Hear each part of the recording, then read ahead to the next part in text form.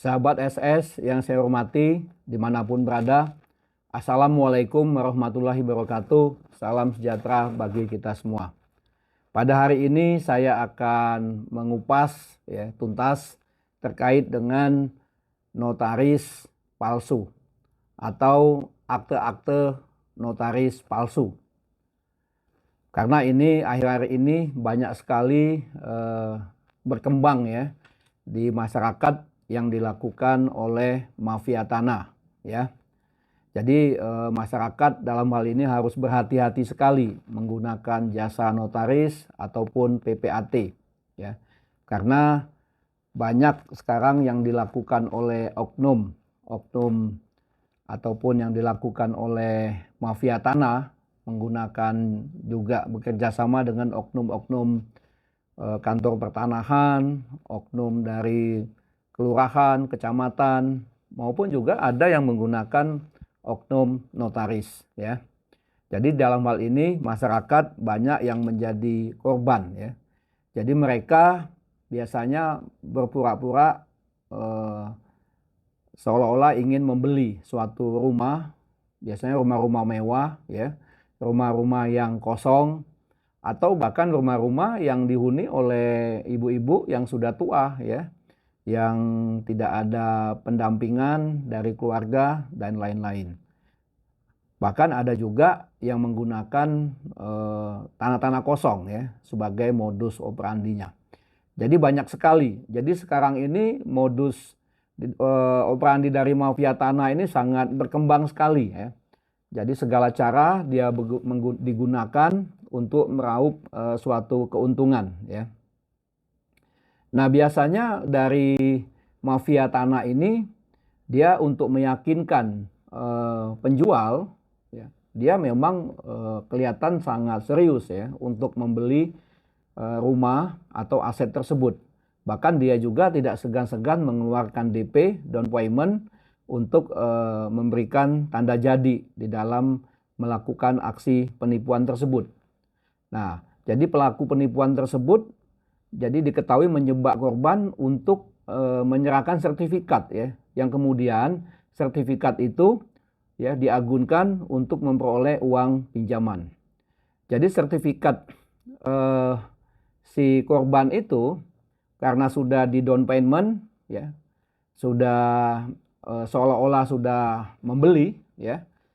Nah, jadi mereka meminta untuk dibawa ke kantor notaris yang mereka tunjuk, ya.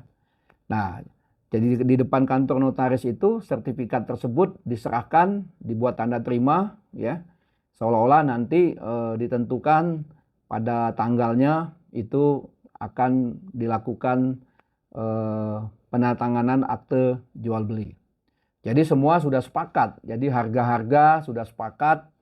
DP sudah diberikan, sertifikat sudah diserahkan kepada notaris ya, yang notaris palsu tadi, termasuk juga dokumen-dokumen yang lainnya.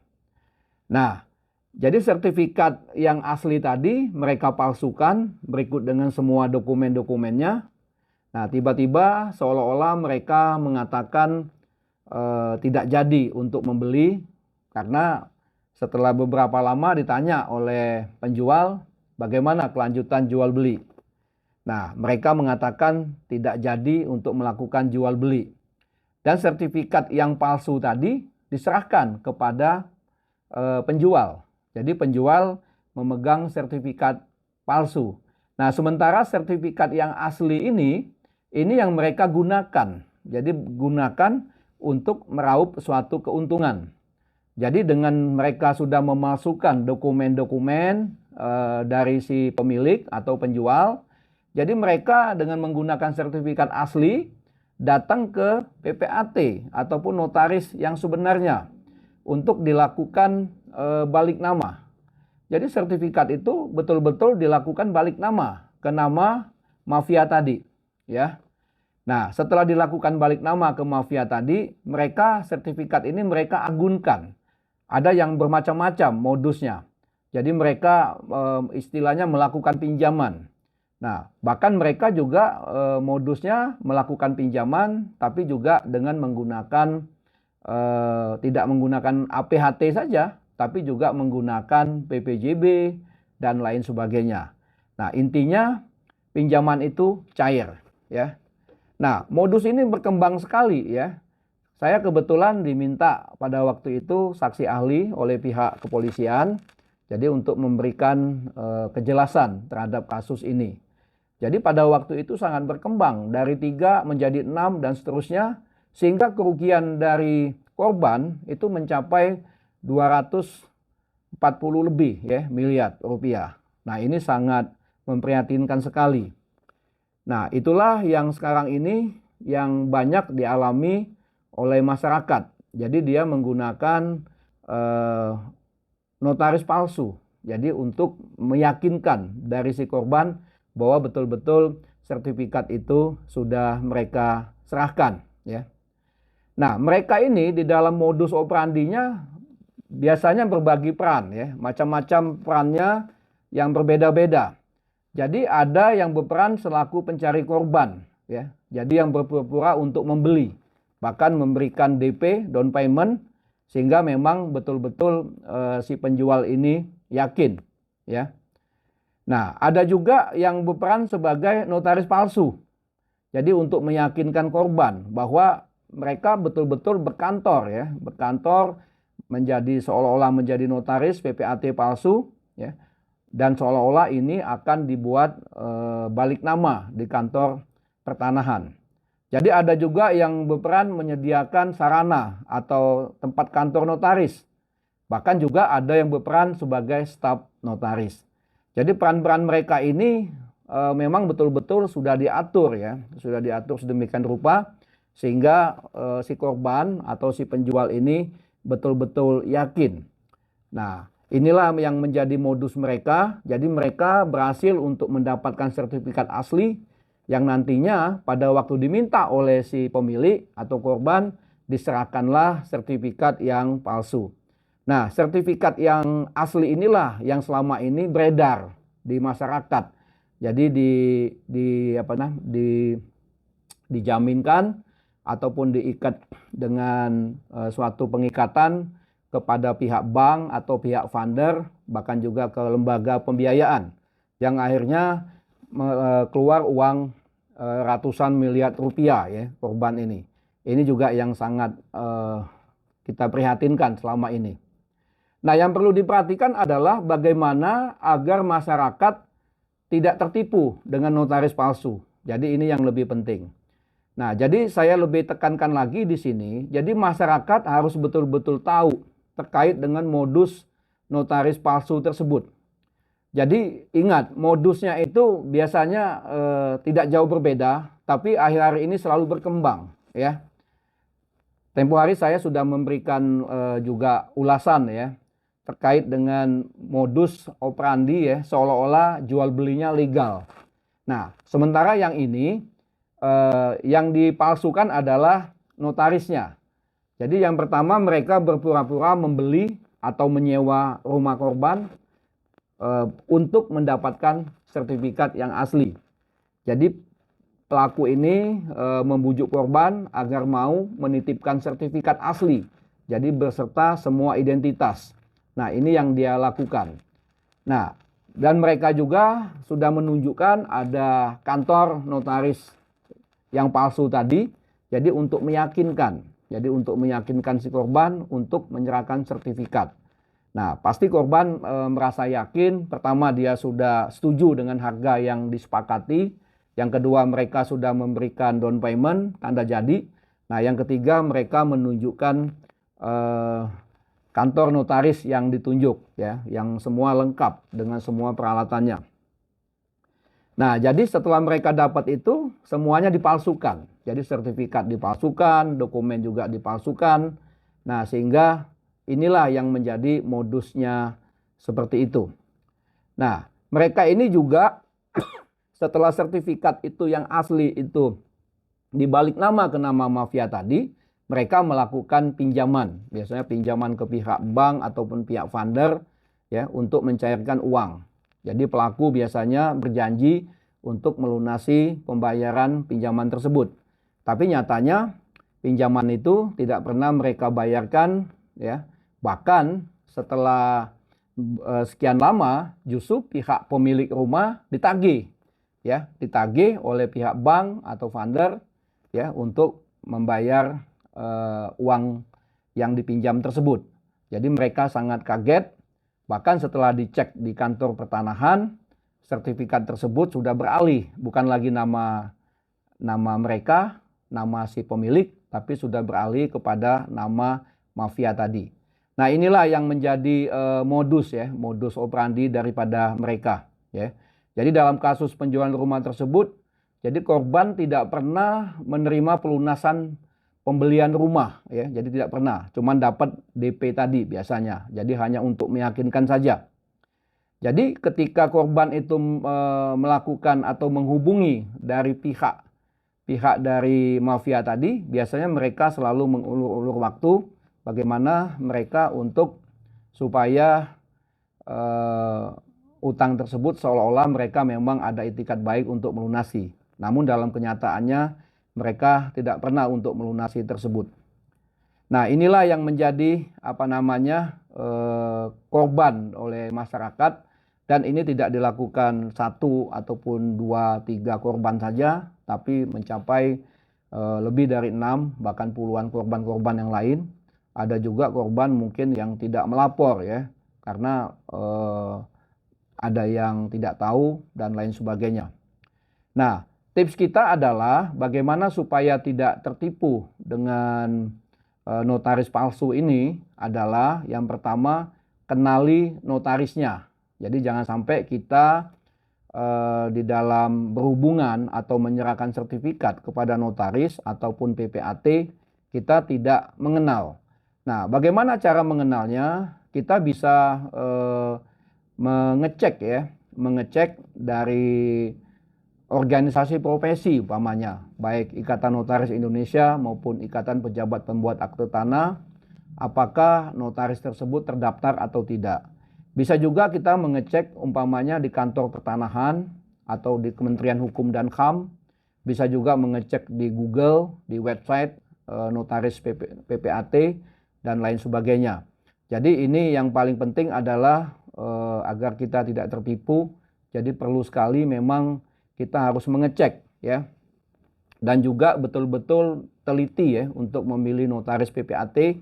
Jadi carilah notaris PPAT yang terpercaya, yang kredibel, ya, di dalam kita sebelum menyerahkan sertifikat, ya. Jadi jangan sampai kita tertipu oleh notaris yang abal-abal, ya, ataupun yang palsu. Jadi agar kejadian ini tidak terulang lagi di masyarakat. Jadi ini juga yang harus dilakukan oleh masyarakat. Nah, sekarang ini juga yang perlu hati-hati, ya. Sekarang banyak sekali notaris melakukan pembuatan akta yang dapat diduga akta tersebut menjadi akta palsu atau menempatkan keterangan palsu di dalam akte notaris atau akte otentik. Contoh umpamanya sekarang banyak notaris PPAT yang sudah pensiun. Jadi mereka masih memasang pelang, masih menerima klien, masih membacakan akte, menandatangani di depan para pihak. Nah, ini hati-hati, ya.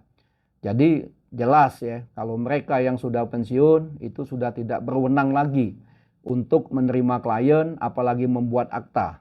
Walaupun dalam kenyataannya, ya, akta tersebut ditandatangani oleh notaris lain. Tapi ini jelas, ya, ini melakukan suatu tindakan penyalahgunaan Undang-Undang Jabatan Notaris, bahkan bisa juga dalam dugaan tindak pidana. Dan juga banyak juga saya lihat yang kita perhatikan sekarang, notaris ataupun PPAT melakukan penandatanganan itu di luar wilayah jabatannya. Jadi umpamanya notaris di luar Jakarta melakukan tanda tangan di Jakarta. Bahkan ada juga notaris yang jelas-jelas dia bukan notaris Jakarta, tapi dia membuka kantor cabang di Jakarta. Nah, ini juga hati-hati, ya, karena ini melanggar pasal 17 Undang-Undang Jabatan Notaris dan dapat juga diduga, ya, melakukan atau menempatkan suatu keterangan palsu di dalam akte otentik. Dan ini akte tersebut bisa menjadi batal karena ini melanggar ketentuan pasal 1320 KUH Perdata, syarat sahnya suatu perjanjian. Jadi unsur subjektifnya tidak terpenuhi. Nah, ada juga notaris saya lihat yang dimanfaatkan bekerja di suatu perusahaan, biro jasa, ya, yang mana mereka tinggal menandatangani akte tersebut tidak memenuhi prosedur dari sesuai yang ditetapkan oleh Undang-Undang Jabatan Notaris maupun aturan dari PPAT, dan mereka ini juga para pihak pada umumnya tidak menghadap, ya, karena aktenya satu hari mungkin bisa puluhan bahkan ratusan yang ditandatangani. Dan juga ini membuat suatu persaingan yang tidak sehat, monopoli, karena mereka membuat tarif, ya, yang jauh di batas kewajaran, ya. Nah, ini juga menjadi perhatian juga.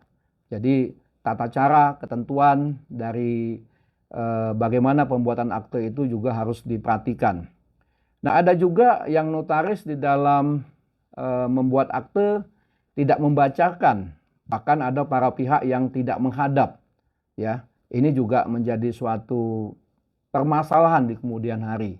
Bahkan ada juga yang membuat salinan, mengeluarkan salinan notaris, akte notaris, tapi tidak pernah ditandatangani atau dibuat minuta akte. Nah, ini juga menjadi suatu masalah, ya.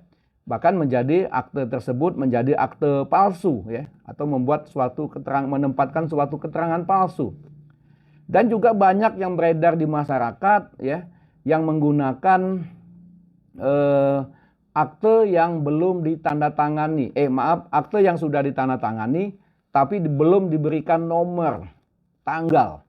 Istilahnya adalah AJB gantung. Nah, ini juga sangat bahaya sekali, ya, AJB gantung. Jadi bagaimana kalau AJB itu nantinya ditandatangani, AJB itu nantinya ditanggali, diberi nomor, sementara para pihak umpamanya ada yang sudah meninggal, atau para pihak umpamanya berada di luar kota atau di luar negeri. Berarti akte tersebut menjadi akte palsu karena dia menghadap di hadapan notaris atau PPAT pada tanggal ditandatangani. Dan kalau dia sudah meninggal, berarti juga nggak mungkin orang yang sudah meninggal bisa menghadap atau menandatangani suatu akta.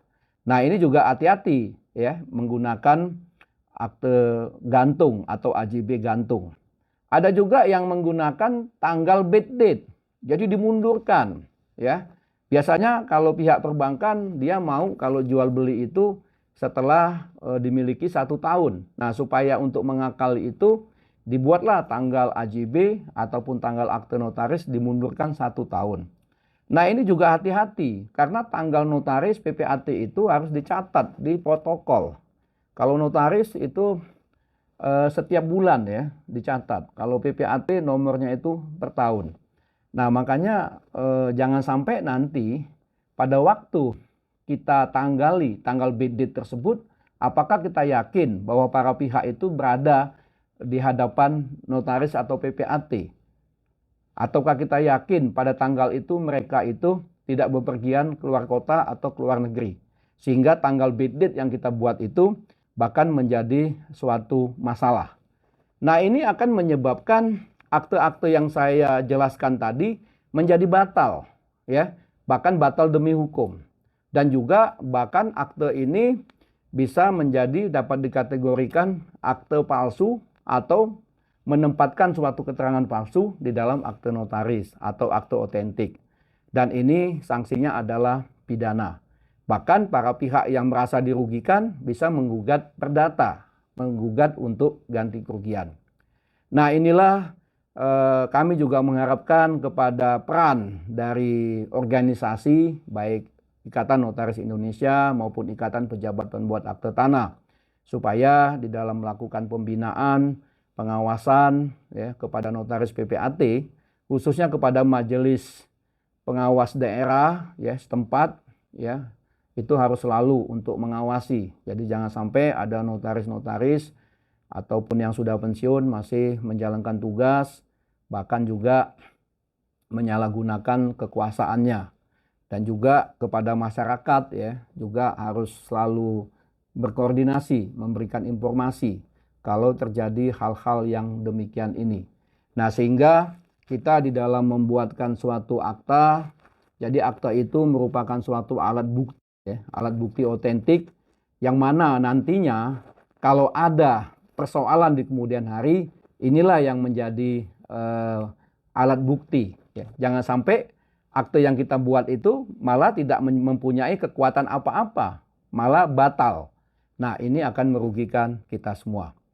Itulah kira-kira sedikit masukan, tips dari saya supaya kita bagaimana terhindar dengan notaris palsu ataupun akte-akte notaris palsu. Ya, ini mudah-mudahan bisa bermanfaat. Silakan video ini dapat di-share. Yang belum subscribe, silakan untuk di-subscribe. Jadi untuk mendukung program video ini. Sekian, terima kasih. Wassalamualaikum warahmatullahi wabarakatuh. Tetap semangat.